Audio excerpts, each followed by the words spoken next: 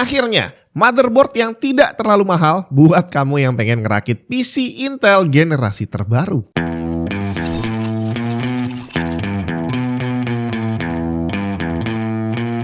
Ya, tantangan besar para PC builder sekarang, apalagi kalau bukan harga. Semakin gila harganya. Udah gitu para produsen komponen PC gitu ya, itu memang kayaknya udah fokusnya memproduksi barang-barang kelas menengah ke atas yang harganya jelas udah nggak murah lagi. Ini contohnya, motherboard Asus TUF Gaming B860M Plus Wi-Fi. Ini adalah motherboard kelas menengah yang harganya ya menengah, bukan murah. Jadi secara harfiah, kita bisa ngerakit PC full set dengan spek terbatas pastinya, dengan harga yang sama dengan harga motherboard ini. Belum lagi kalau kita lihat support CPU terendah untuk motherboard ini adalah Intel Core Ultra 5, yang harganya juga nggak murah, bre. Jadi kalau kita ngelihat rilisan baru sekarang ya dari Intel, paling rendah Core Ultra 5. Yang seri 3 udah nggak terlalu diprioritaskan gitu ya. Kubu seberang juga sama. Ryzen 3 iya seolah-olah udah nggak ada suaranya lagi gitu kan ya. Padahal yang seri 33 ini itu adalah harapan kita yang budgetnya terbatas untuk bisa menikmati teknologi yang lebih baru. GPU juga sama. Semuanya kelas menengah ke atas. Pokoknya harganya udah semakin mahal lah ya. Tapi apakah mungkin harga mahalnya itu karena teknologinya memang udah sebegitu canggihnya? Kita lihat secanggih apa motherboard ini. Secara desain, Asus TUF Gaming B860M Plus Wi-Fi ini nggak aneh-aneh. Warna dominan hitam dengan beberapa aksen logo dan teks TUF Gaming yang sering kita lihat sebelumnya. Nggak ada tambahan gimmick apapun karena memang seri TUF Gaming ini seharusnya menonjolkan performance sambil bisa menekan harga. Walaupun bodinya kecil tapi dia sudah menggunakan premium power stage dengan heatsink VRM yang gede untuk memastikan bukan hanya support untuk CPU kelas atas tapi juga bisa menjalankan CPU-nya secara optimal. Tapi heatsink untuk storage-nya terutama NVMe yang paling atas kemungkinan besar kurang mumpuni untuk menjalankan NVMe Gen 5. Nanti kita lihat seperti apa performance-nya. Untuk fitur overclock, Asus TUF Gaming B860M Plus Wi-Fi ini sudah mensupport NPU Boost untuk mengoverclock NPU dari CPU Core Ultra dengan satu kali klik untuk bisa meningkatkan AI workflow up to 24%. Termasuk fitur asynchronous clock di mana clock dari CPU ini akan di-isolate, dipisah dari yang lain. Jadi saat kita mengoverclock CPU,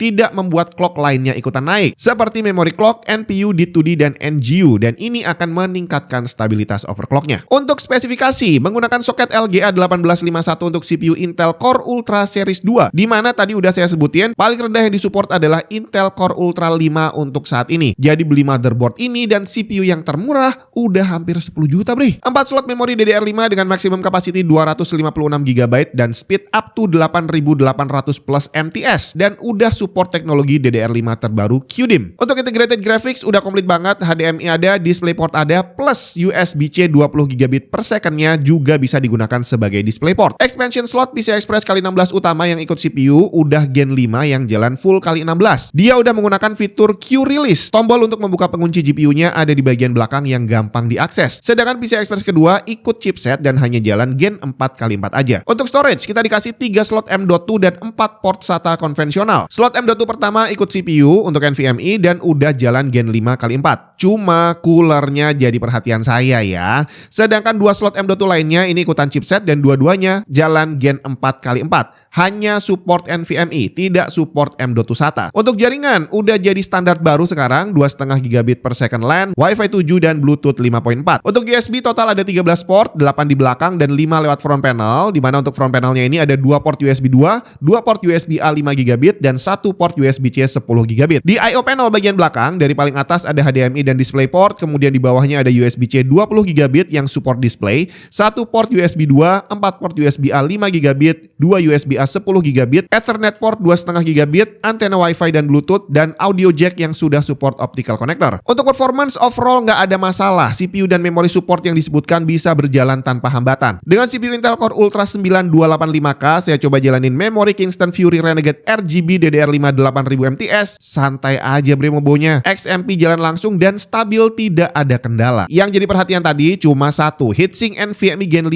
yang setipis ini. Dari awal saya sudah memperkirakan bahwa ini nggak akan cukup, dan waktu saya tes jalanin SSD Kio Apex H890 Gen 5 dengan tes pendek kristal di Smart enak aja temperaturnya nyentuh 83 derajat Celcius dan terjadi throttling. Kalau nggak kepanasan, SSD ini bisa jalan sampai 10.000 MB per second. Tapi di sini tertahan hanya di angka 6 ribuan aja. Itu dia tadi Asus TUF Gaming B860M plus Wi-Fi.